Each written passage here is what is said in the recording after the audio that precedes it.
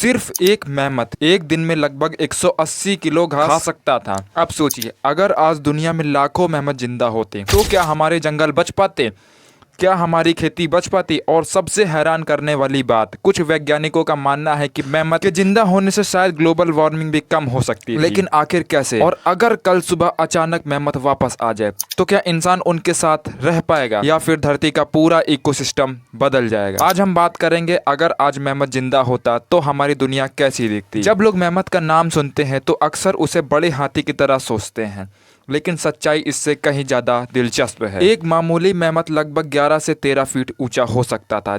उसका वजन 8 से 10 टन तक पहुंच सकता था, यानी एक मेहमत का वजन लगभग 6 से 7 कारों के बराबर। इतना विशाल शरीर होने के बावजूद यह जानवर बर्फीले इलाकों में आसानी से जीवित रहता और उसके शरीर पर एक मोटी फर की परत होती थी जो उसे 40 डिग्री तापमान में भी गर्म रखती थी।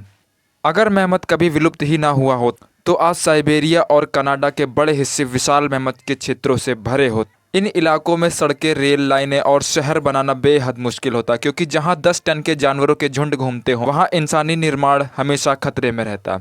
वैज्ञानिकों का मानना है कि मेहमत सिर्फ एक जानवर नहीं था, बल्कि वह पूरे पर्यावरण को प्रभावित कर सकता था।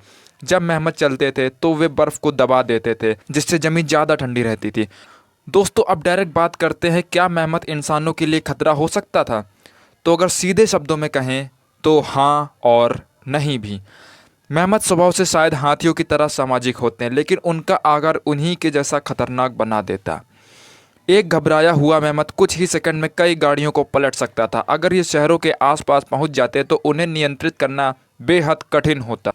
आज कुछ वैज्ञानिक और बायोटेक कंपनियां प्राचीन डीएनए की मदद से मेहमत जैसे जीव को वापस लाने पर काम कर रही हैं। उनका लक्ष्य सिर्फ एक विलुप्त जानवर को लौटाना नहीं, बल्कि यह देखना है कि क्या आर्कटिक पर्यावरण को स्थिर रखने में मदद कर सकता है ये मेहमत।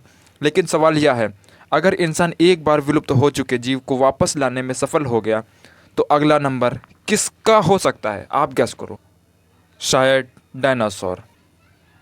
मेहमत सिर्फ एक विशाल जानवर नहीं था, वह उस दुनिया का हिस्सा था जो आज पूरी तरह से बदल चुकी है। और शायद यही वजह है कि हज़ारों साल बाद भी मेहमत का नाम सुनते ही लोगों की कल्पना दौड़ने लगती, क्योंकि सवाल आज भी वही है, अगर कल सुबह सचमुच एक मेहमत हमारे सामने खड़ा मिल जाए तो ज़्यादा हैरान कौन होगा, इंसान या मेहमत?